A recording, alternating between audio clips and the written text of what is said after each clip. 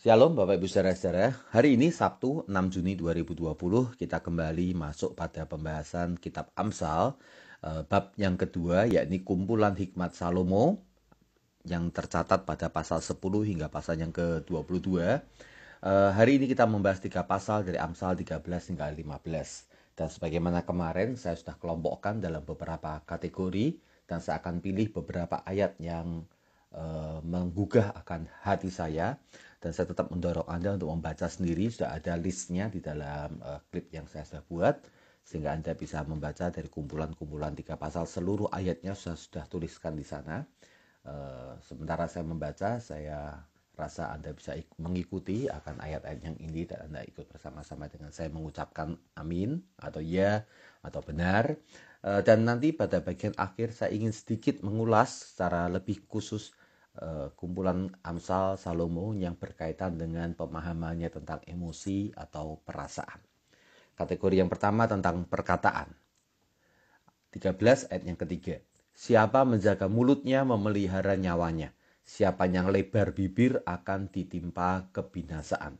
Anda melihat bahwa Raja Salomo berkali-kali mengulang-ulang kata yang sama, pentingnya untuk menjaga mulut, karena rupanya mulut adalah hal yang sangat menentukan akan hidup dan mati kita, persis seperti bagaimana yang sempat disampaikan juga oleh Yakobus pada perjanjian baru.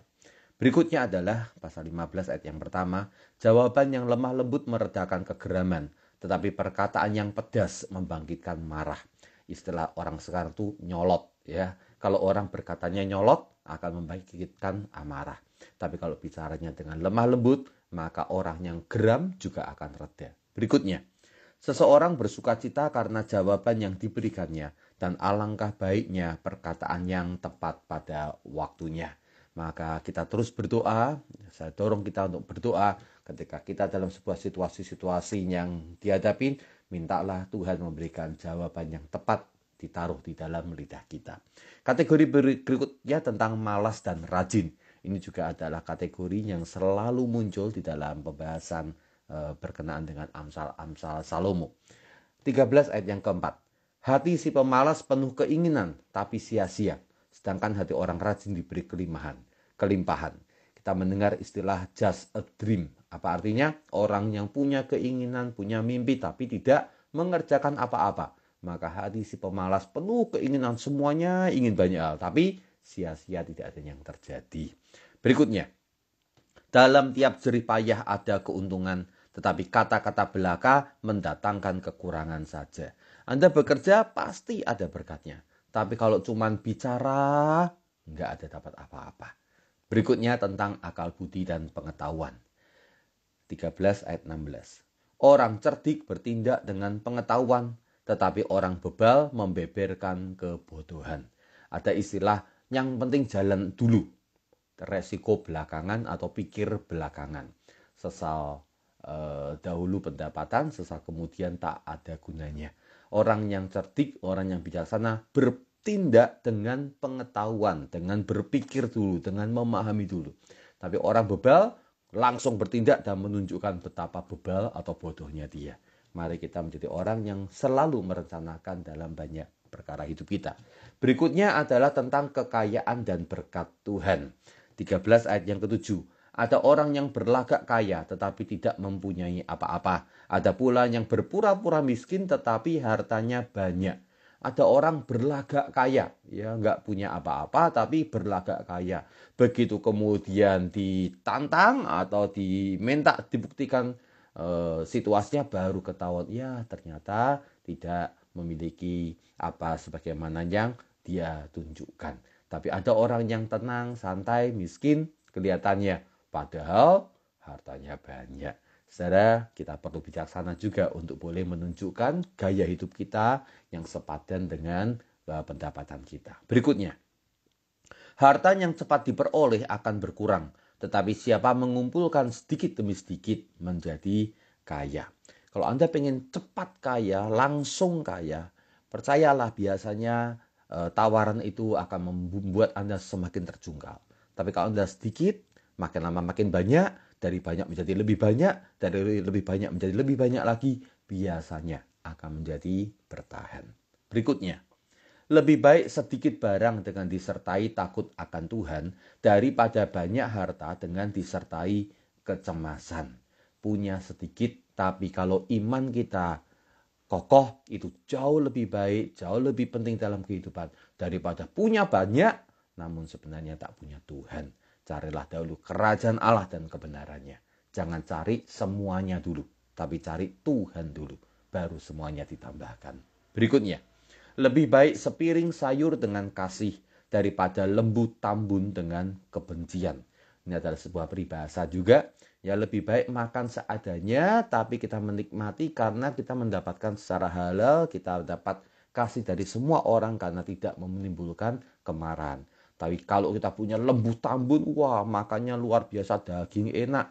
Tapi sebenarnya dengan menindas orang, maka kita makan sebenarnya orang sedang membenci akan kita. Apakah artinya?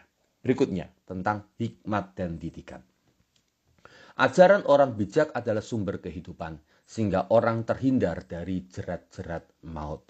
Maka belajar, cari teman, cari rekan yang bijaksana.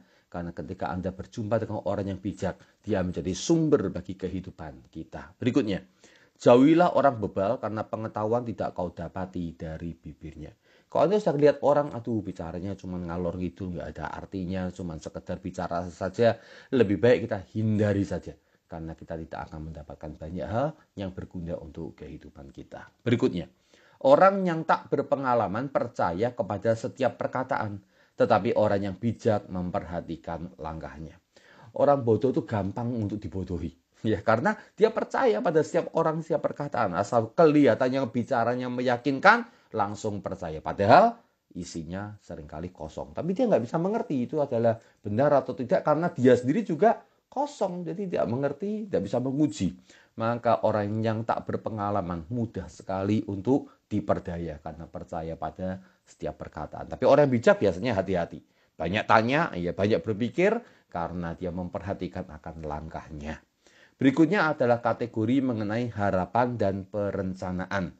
Harapan yang tertunda menyedihkan hati, tetapi keinginan yang terpenuhi adalah pohon kehidupan benar. Kalau kita punya keinginan, belum didapatkan, kita terus mendoakan, kita terus berusaha, tapi belum dapat, memang membuat kita jadi sedih. Tapi kalau didapatkan, kalau akhirnya terpenuhi, wah seperti pohon yang mulai berbuah lebat membuat kehidupan. Ya, terus berjuang ya sampai kita mendapatkan akan harapan kita. Berikutnya, rancangan gagal kalau tidak ada pertimbangan, tetapi terlaksana kalau penasehat banyak.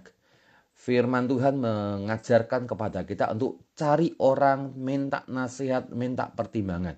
Bahwa dewan advisor, dewan penasihat itu penting untuk perusahaan, ya seorang coach yang menasihati kita penting untuk kehidupan. Orang-orang di luar sana memahaminya, maka kita orang Kristen jangan sampai kita kemudian justru kehilangan kesempatan lebih baik karena kita tidak mencari nasihat pada orang yang memahaminya. Cari nasihat dalam kehidupan kita. Berikutnya, berkenaan dengan jalannya Tuhan dan kebenaran atau integritas hidup kita. Ada jalan yang disangka orang lurus tetapi ujungnya menuju maut. Dalam pandangan kita semuanya kelihatannya benar, tapi ujungnya hanya orang-orang yang paham yang kemudian tahu membawa kebahagiaan atau berujung pada maut. Firman Tuhan biasanya memberikan kita cukup bijaksana untuk memahami ujungnya itu kira-kira bagaimana. Berikutnya, dalam takut akan Tuhan ada ketenteraman yang besar, bahkan ada perlindungan bagi anak-anaknya. Biarlah kita takut akan Tuhan karena bersama dengan Tuhan ada ketenteraman besar dan ada perlindungan. Berikutnya, korban orang fasik adalah kekejian bagi Tuhan, tetapi doa orang jujur dikenannya. Kalau Anda orang yang jujur berintegritas, maka doa kita akan diperkenankan Tuhan. Tapi kalau hidup kita buruk, fasik, maka doa kita pun tidak akan diperkenankannya. Berikutnya, Tuhan itu jauh daripada orang fasik, tetapi doa orang benar didengarnya. Sepadan dengan bagian yang tadi, maka sementara kita hidup benar, Tuhan akan menyetengkan telinganya dalam permohonan kita. Berikutnya mengenai bangsa dan pemerintahan. Huma orang miskin menghasilkan banyak makanan, tetapi ada yang lenyap karena tidak ada keadilan. Terjemahannya kurang jelas mungkin. Saya pakai terjemahan yang lebih gampang buat Anda. Lahan kosong atau tanah kosong bisa memberi makan banyak orang miskin. Namun akan hilang kalau terjadi ketidakadilan.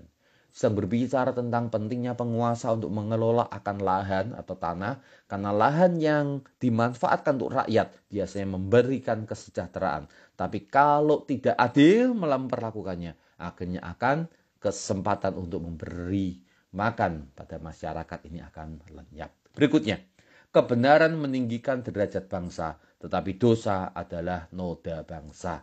Kalau bangsa Indonesia, bangsa kita ingin jadi bangsa yang besar, tunjukkan kebenaran, karena kebenaran meninggikan derajat bangsa. Namun ketika ada dosa yang dimunculkan di dalam bernegara, maka itu adalah noda bagi bangsa kita. Berkenaan dengan pergaulan sekarang, siapa menghina sesamanya berbuat dosa, tetapi berbahagialah orang yang menaruh belas kasihan kepada orang yang menderita. Anda sering melihat orang yang lemah menderita, mungkin secara fisik cacat, mungkin secara ekonomi kurang kuat. Biasanya orang-orang macam ini menjadi korban untuk hinaan. Ya, orang yang menghina, ya orang yang menderita ini adalah dosa yang keji di mata Tuhan. Tapi berbahagialah kita kalau melihat orang yang menderita, yang lemah, justru menaruh belas kasihan, menjaga, membela dia, bahkan menolong dia untuk mendapatkan kehidupan yang lebih baik. Intinya adalah ketika Anda melihat orang menderita, baru ketahuan sifat asli Anda, apakah orang baik atau tidak. Dengan perlakuan Anda, apakah menghina atau justru bersimpati dan berbelas kasihan.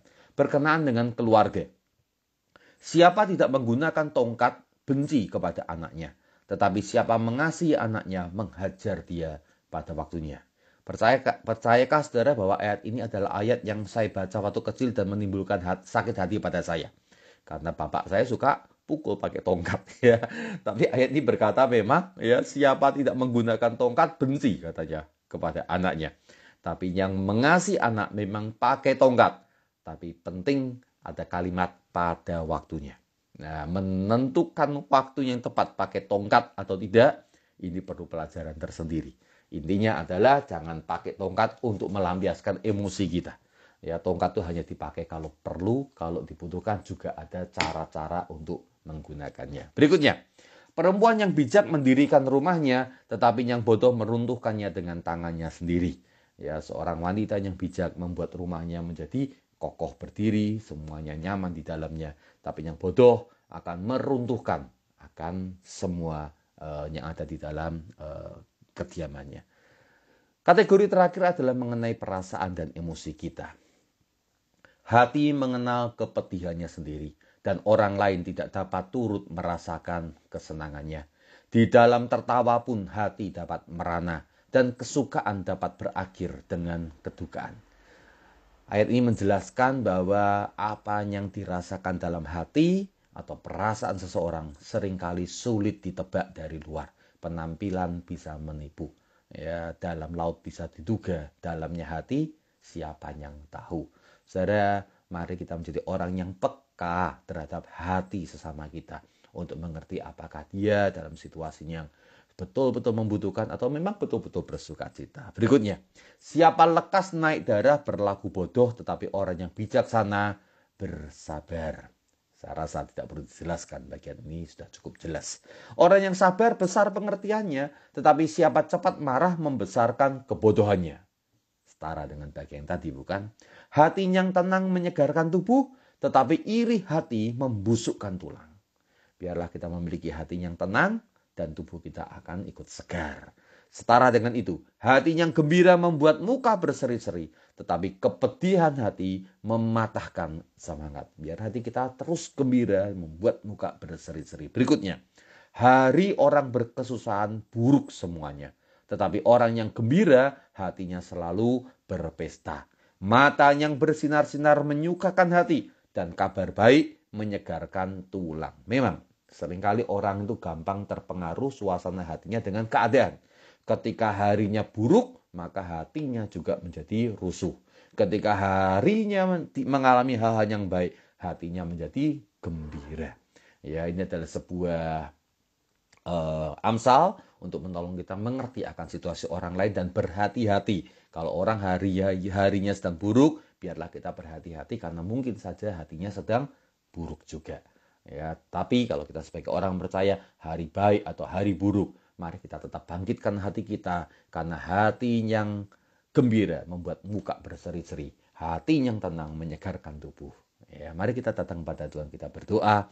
Hari ini ya Bapa, kami mendapatkan pelajaran yang berharga dari kitab Amsal berkenaan dengan beberapa kategori kayak bersyukur. Secara khusus Tuhan, kami melihat bagaimana Engkau melalui Raja Salomo menunjukkan bahwa hati kami Tuhan, perasaan kami adalah bagian yang juga Engkau pahami.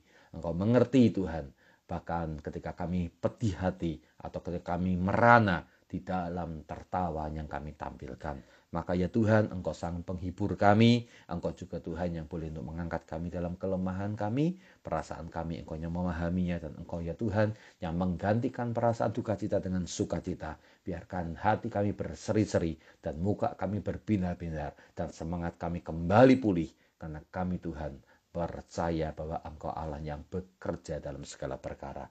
Ini doa kami di dalam Tuhan Yesus kami memohon. Amin.